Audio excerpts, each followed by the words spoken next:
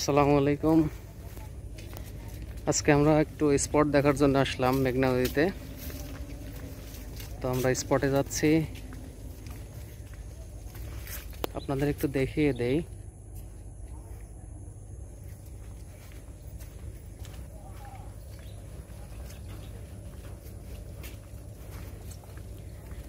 সামনে যাকে দেখতেছেন হচ্ছে আমার বড় ভাই, দুজন আসলাম স্পট দেখার জন্য।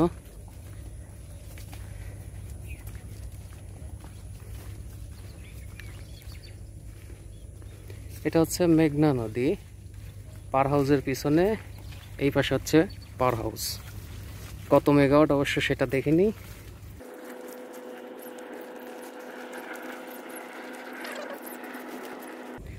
তো যাই হোক, রড রিল নিয়ে আসছি। এটা একটু ছোট করা যায়, যদিও এই রড আমার পছন্দ না, এগুলো টেলিস্কোপিক। তারপর এটা নিয়ে আসছি জাস্ট পানির গভীরতা দেখার জন্য, যে কোথায় গভীরতা, কেমন গভীরতা। তবে দু এক জায়গায় একটু থ্রো করে দেখছি, আমার কাছে যে জায়গা ভালো লাগেনি, যার কারণে আবার নতুন জায়গা আমরা একটু মানে ফাইন্ড আউট করার জন্য ঘুরতেছি আর কি। অনেক কঠিন জায়গা, এগুলোতে আসা অনেক সমস্যা এবং অনেক সময় সাপেক্ষ। গাড়ি তো পাওয়া যায় না ঠিকঠাক। আর মিনিমাম এখন রাস্তা থেকে আমরা 2 কিলোমিটার চলে আসছি, সেটা এইরকম রাস্তাটার অবস্থা খুবই খারাপ ছিল। তো যাই হোক, দেখা যাক, যে কালকে আসব। তো আমি যেখানেই মাছ ধরতে যাই হুট করে সব কিছু নিয়ে চলে যাব তা না, আগে আমি স্পটটা দেখব। স্পট যদি ভালো হয় তবেই আমরা চলে আসবো আবার মাছ ধরার জন্য। আর স্পট যদি ভালো না হয় তাহলে আসি না মাছ ধরার জন্য। কারণ স্পট যদি ভালো না হয় তাহলে আপনি কিভাবে মাছ ধরবেন? অবশ্যই স্পটটা অনেক জরুরি, ভালো স্পট অনেক অনেক জরুরি, স্পট নির্বাচনটা। তো যাই হোক, চলুন আমরা একটু কাশবনের মধ্যে হাঁটবো। সুন্দর একটা প্রাকৃতিক পরিবেশ আপনারা আসলে দেখতে পারতেছেন।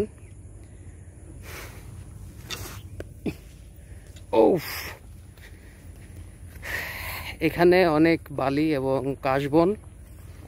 কাশবনগুলো আছে, তবে জায়গাগুলো খুব সুন্দর জায়গা, দেখার মতো জায়গা। তো বন্ধুরা, আমি এর আগে বলছি যে আপনারা নদীতে যখনই স্পট নির্বাচন করবেন অবশ্যই একটা শান্ত এলাকা খুঁজবেন, যেখানে কোনো ধরনের গ্যাঞ্জাম নেই, কোনো বিশৃঙ্খলা পরিবেশ নেই। সেই সব জায়গাগুলো আপনি নির্বাচন করার চেষ্টা করবেন। সেই জায়গায় যাওয়ার জন্য দেখেন এত কষ্ট করতেছি, তারপরেও নৌকা ভাড়া হয়, ওখানে কথা বলছি। তো আমি তীরে থেকেও ধরার ওইরকম একটা স্পট পাইলে হয়তো তীর থেকে ধরবো, কারণ নৌকা চালানো অনেক ঝামেলা। আবার খাবার দাবারের জন্য আবার নৌকা নিয়ে তীরে চলে আসতে হবে, অনেক ঝামেলা আছে। কারণ বাসা থেকে খাবার নিয়ে আসার মতো পরিবেশ নাই। আমার এক খালা আছে, খালা রান্না বান্না করবে, সে তো অত সকালে আসবে না, আমি তো একদম ফজর নামাজের সময় বের হবো আর কি। তো যাই হোক, এই যেটা হচ্ছে পার হাউস নতুন হচ্ছে, এই প্লান্টটা নতুন হচ্ছে, কাজ চলতেছে, প্লান্টের কাজ চলতেছে, আপনারা দেখতে পারতেছেন। এটা হচ্ছে সোনারগাঁয়ের মধ্যে, সোনারগাঁ এরিয়া। আর ওইদিকে হচ্ছে বিভিন্ন ডকইয়ার্ড আছে, এখান থেকে হয়তো দেখা যাচ্ছে না। তো আরও সামনে আগাই, চলেন দেখি কি অবস্থা হয় সামনে আগালে। তবে জায়গা অনেক সুন্দর, একদম শুটিং করার মতো জায়গা, অনেক সুন্দর জায়গা আর কি।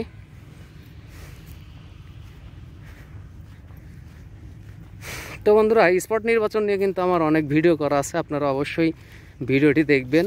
আর আমার যে কোনো এমনি এক স্পটে বসার ইচ্ছা হয় না। এই যে আপনারা দেখতে পারতেছেন আমি সব কিছু করে নিছি, সেট করে নিছি, জাস্ট ব্যাগের মধ্যে যেন আটে, এই জন্য আমি এই যে টেলিস্কোপিকটা নিয়ে আসছি।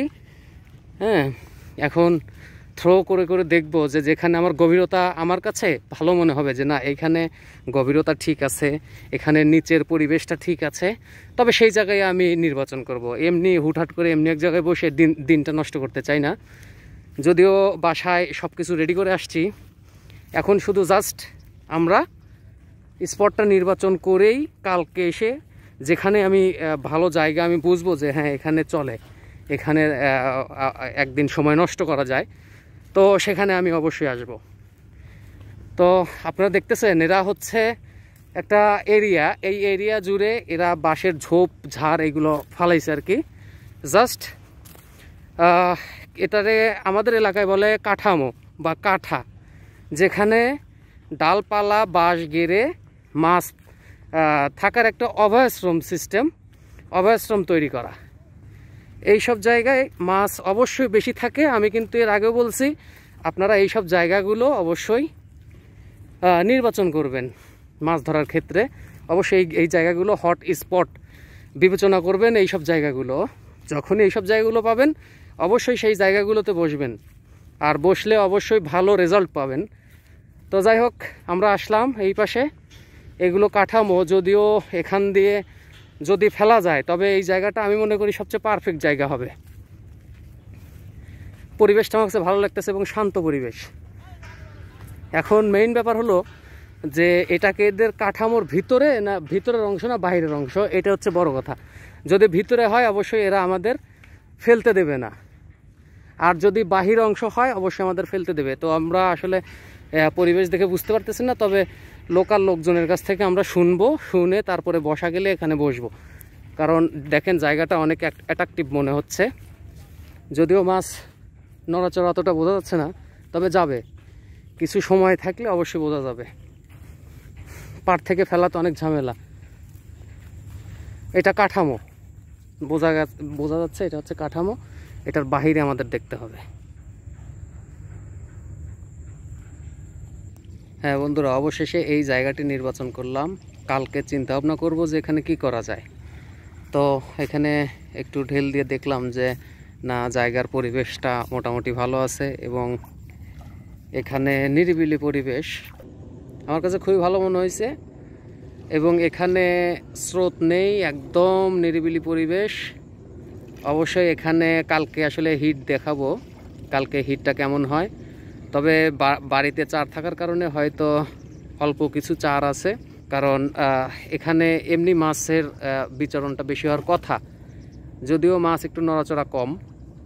তো যাই হোক, দেখা যাক কালকে কি অবস্থা হয়। আর যেটাই হয় অবশ্যই আপনাদের আমি জানাবো এবং আপডেট দিব আর কি।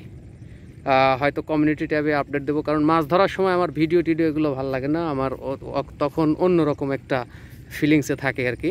জায়গাটা আপনারা একটু দেখেন, জায়গাটা কিন্তু অনেক গর্জিয়াস জায়গা। এবং এই যে অনেকেই কাদাযুক্ত জায়গায় গিয়ে বসেন, তো কাদাটা আসলে অ্যাভয়েড করে চলবেন। যেখানে দেখবেন উপরে কাদা আছে, এই তীরে কাদা আছে, সেখানে এই যে এখানে যেমন একদম দেখেন, এখানে উপরেও যেরকম নিচের দিকে গেলে ওই একই অবস্থা। অর্থাৎ এখানে কিন্তু আমরা যখন এই যে ইয়াটা ফেলবো তখন কিন্তু ওটা গেড়ে যাবে না, ওই যে উপরেই আছে দেখেন, শিংকারটা কিন্তু উপরেই দেখা যাচ্ছে। তো যাই হোক, এই হচ্ছে ব্যাপার। আপনারা অবশ্যই সবসময় চিন্তা করবেন কোনো ভালো জায়গা আপনারা কিভাবে সিলেক্ট করবেন।